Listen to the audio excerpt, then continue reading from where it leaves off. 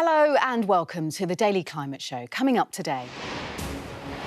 Better late than never, President Biden flies into COP27 after missing the other world leaders because of the US elections. Just Stop Oil activists pulls their M25 protests after days of widespread disruption and arrests on the major motorway. Plus, we evaluate the risk of coastal erosion and rising sea levels to communities across the UK.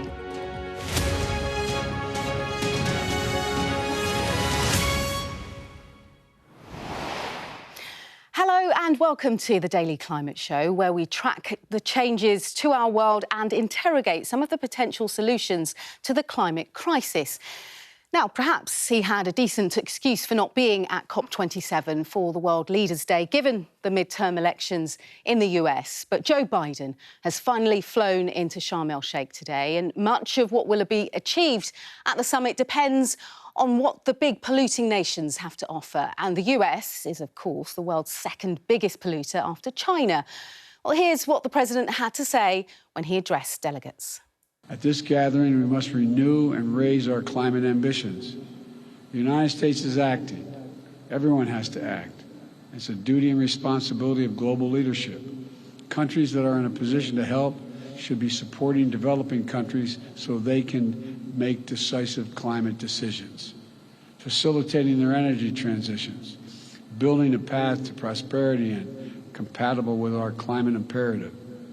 If countries can finance coal in developing countries, there's no reason why we can't finance clean energy in developing countries.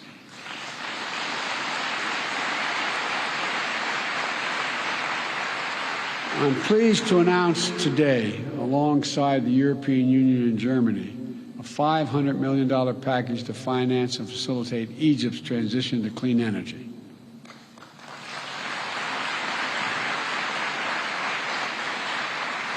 This package will enable Egypt to deploy 10 gigawatts of renewable energy by 2030, while bringing offline 5 gigawatts of inefficient gas-powered facilities, reducing emissions in Egypt and power sector by 10%.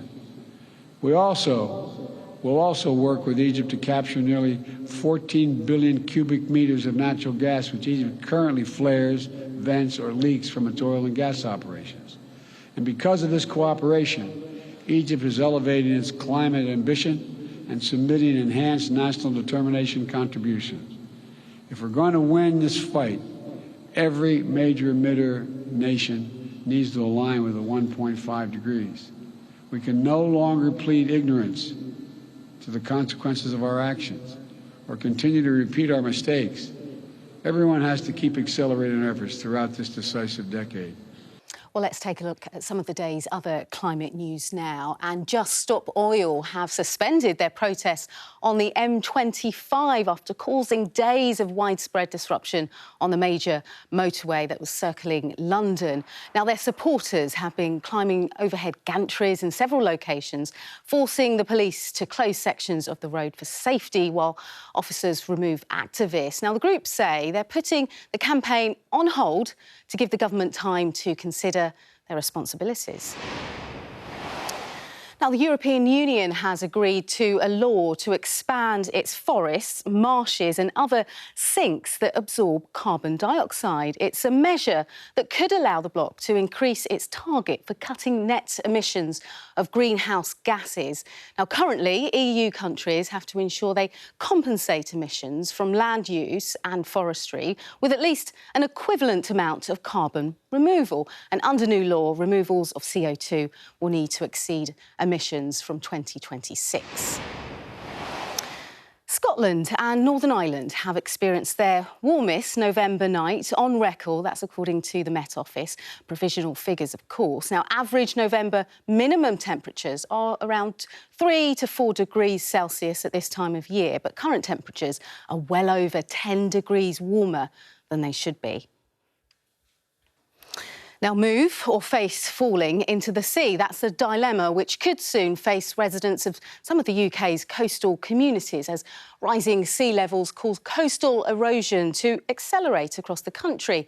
Now, experts warn that by 2050, more than 200,000 properties around the UK's coastline will be at risk, potentially creating thousands of climate refugees. Our science correspondent Thomas Moore reports. The sandy cliffs of Norfolk are a feeble defence against climate change. Sea levels are rising, speeding up natural erosion, and the village of Haysborough has lost 40 houses in just 3 decades.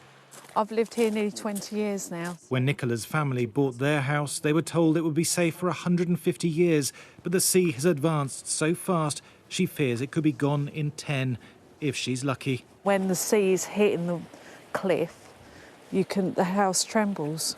You know, that's how close I am now, that it's the strength of the sea, you wouldn't believe how it can just destroy. And it's just mud and clay here. It's just constantly chomping away every time we have a high tide. Sea levels around the UK have already risen by 16 centimetres in the last 20 years, but the pace is picking up. By 2050, they're predicted to rise by 35 centimetres, and by the end of the century, they're likely to have risen by well over a metre. But even that could be an underestimate. The sea will rise much further, much faster if the vast ice sheets that blanket the polar regions start to crumble and melt even more rapidly. Scientists believe we're approaching that tipping point, and if it starts, it can't be stopped. Haysborough is going over the edge now, but by 2050, 200,000 properties will be at risk, and the government says it's too expensive to defend the whole coastline. Experts warn homeowners aren't being told whether they're vulnerable.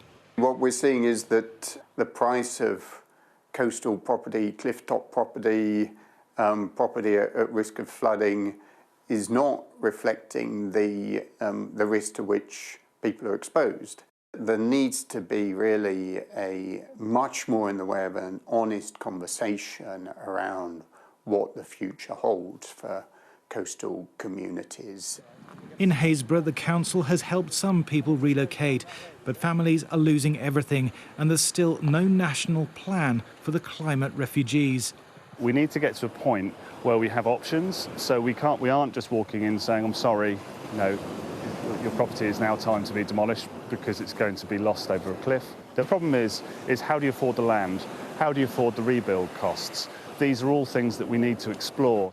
The government says sea levels are a natural process, so there's no compensation for house owners, but it is considering financial schemes and other services to help people move inland. For now, though, places like Haysborough are on the road to nowhere. Thomas Moore, Sky News in Norfolk. OK, time now for a look ahead to this weekend's climate show with Tom Heat. Tom is here now. Great to have you in the studio together. Nice to be here. Tell us a bit about what's coming up this weekend. I know you're looking at deforestation in the Amazon, no least. Yeah, we're dwelling a bit in the trees this week. We've got a fantastic film from the Amazon by one of Sky's great reporters, Stuart Ramsey. He's spent quite a while there. And I should say this isn't just about, trees and animals. It's about the people.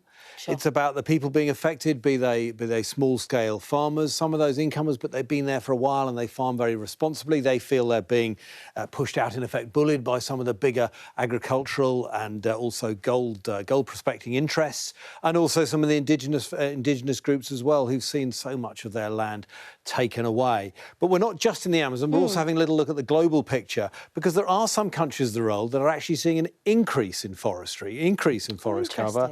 China, India, Algeria, Poland, even to a small extent the UK. We should be going a lot faster to meet our targets, but it is actually increasing here. So a lot of woody time on the programme this week. Great stuff, Tom. And talk to me about meaningful rain, because it feels like we've had a lot lately.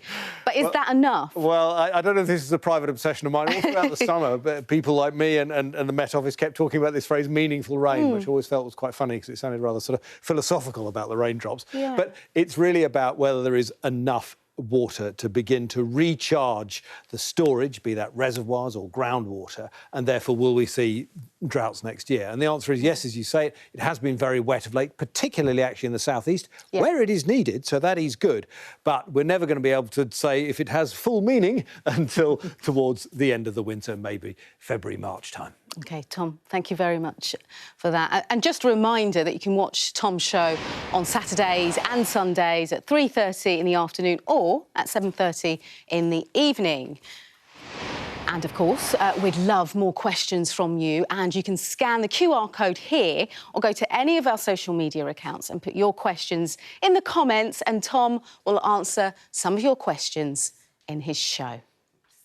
Well, that's all for today and for this week. We'll be back on Monday and we'll keep you updated on just what's happening at COP27. Bye.